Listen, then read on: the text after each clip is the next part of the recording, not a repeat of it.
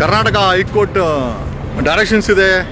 ಬೆಂಗಳೂರು ಸಿಟಿನಲ್ಲಿ ಕರ್ನಾಟಕದಲ್ಲಿ ಎಲ್ಲೂ ಕೂಡ ಅನಧಿಕೃತವಾಗಿ ಪ್ಲಾಸ್ಟಿಕ್ ಬ್ಯಾನರ್ಗಳನ್ನು ಹಾಕಬಾರ್ದು ಅಂತ. ಪ್ಲಸ್ BBMP ಕಮಿಷನರು FIRಗಳನ್ನು ಮಾಡಬೇಕು ಅಂತಾರೆ. ಬುದ್ಧಿ ಹೇಳಬೇಕಾದಂಥ ಕ್ಯಾಬಿನೆಟ್ ಮಂತ್ರಿಗಳೇ ಈ ರೀತಿ ಹೈಕೋರ್ಟ್ ಡೈರೆಕ್ಷನ್ಸನ್ನು ವ್ಯಾಲ್ಯೂ ಮಾಡ್ತಾರೆ. ಇದು ನೋಡಿ, ಇದು ಕೊಡಗೇಲಿ ಅಂಡರ್ ಪಾಸ್ ಅಥವಾ ಇರುವಂಥ ಕೃಷ್ಣ ಬೈರೇಗೌಡನ ಬ್ಯಾನರ್ಗಳು. ಅಡ್ಮಿಷನ್ ನೋಡಿ, ಸರ್ಕಾರಿ ಪದವಿ ಕಾಲೇಜ್ ಅಡ್ಮಿಷನ್ ಅವ್ರು ಮಾಡ್ಕೊಂತಾರೆ. ಅಡ್ಮಿಷನ್ ಈ ಅಪ್ಪನ ಫೋಟೋ ಬೇಕಾ? ಆಮೇಲೆ ಇಷ್ಟಕ್ಕೂ ಬ್ಯಾನರ್ಸ್ ಹಾಕಬಾರ್ದು, ಪೋಸ್ಟರ್ಸ್ ಹಾಕಬಾರ್ದು, ಪ್ಲಾಸ್ಟಿಕ್ಕನ್ನು ಯೂಸ್ ಮಾಡಬಾರ್ದು ಅಂತ ಇದ್ದರೆ ಒಬ್ಬ MLA ಪ್ರಮೋಟ್ ಮಾಡ್ತಾರೆ ಅಂತಂದರೆ ಬರೀ ಇದೊಂದೇ ಕಡೆ ಅಂತಲ್ಲ. ಕೊಡಗೇಲಿ ಈ ಕಡೆ ಬರೋ ಬೆಂಗಳೂರು ನೋಡಿ, ಅಂಡರ್ ಪಾಸ್ ಹತ್ರ ಇವ್ರು ಶಿಷ್ಯಂದರು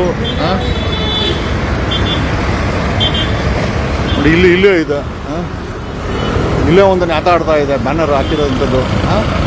ಸೊ ಅಲ್ಟಿಮೇಟಾಗಿ ರೂಲ್ಸ್ ಫಾಲೋ ಮಾಡಬೇಕಾದಂಥ ಮಂತ್ರಿಗಳು ಹೈಕೋರ್ಟ್ ಡೈರೆಕ್ಷನ್ಸನ್ನೇ ಫಾಲೋ ಮಾಡಲ್ಲ. ಆಮೇಲೆ ನಮ್ಮ ಕಾನ್ಸ್ಟಿಟ್ಯೂನ್ಸಿನಲ್ಲಿ ಬೀದಿನಲ್ಲಿ ಕಟ್ಟಿದ್ದಾರೆ ಕೃಷ್ಣ ಬೈರೇಗೌಡನ ಫಾಲೋವರ್ಸು.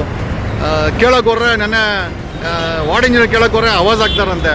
ತೆಗಿಯೋಕ್ಕೆ ಹೋದರೆ Krishna Byregowda simple, very simple, ample ಅಂತ ಹೇಳ್ತಾರೆ. ಏನಂತ ಸದನಕ್ಕೆ ಗೌರ್ಮೆಂಟ್ ಬಸ್ಸಲ್ಲಿ ಹೋಗೋದು, ಟ್ರೈನಲ್ಲಿ ಹೋಗೋದು, ಸಿಂಪಲ್ ಮ್ಯಾನ್. ಆದರೆ ಪ್ರಚಾರ ಮಾತ್ರ ಆ್ಯಂಪಲ್ ಆಗಿದೆ. ಇದು ಕೊಡಗೇಲಿ ಒಂದೇ ಅಂತಲ್ಲ, ಇಡೀ ಬ್ಯಾಟರಾಂಪುರ ಕ್ಷೇತ್ರದಲ್ಲಿ ಕೃಷ್ಣ ಬೈರೇಗೌಡನ ಬ್ಯಾನರ್ಗಳು, ಡಾಂಬರೀಕರಣ, ರಸ್ತೆ ಎಲ್ಲದಕ್ಕೂ ಪ್ಲಾಸ್ಟಿಕ್ ಬಳಕೆ. ಯಾಕೆ FIR ಆಗ್ತಾ ಇಲ್ಲ BBMP ಅವರು?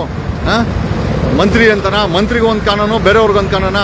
ಮಂತ್ರಿ ಆದನು ಈ ಮಟ್ಟಕ್ಕೆ ಹೈಕೋರ್ಟ್ ಡೈರೆಕ್ಷನ್ಸನ್ನು ಉಲ್ಲಂಘನೆ ಮಾಡ್ತಾನೆ ಅಂತಂದರೆ ಮಂತ್ರಿ ಮೇಲೆ ಯಾಕೆ BBMP FIR ಮಾಡ್ತಾ ಇಲ್ಲ? ಇದು ನಾವು ಕೇಳೋ ಪ್ರಶ್ನೆ. Thank you.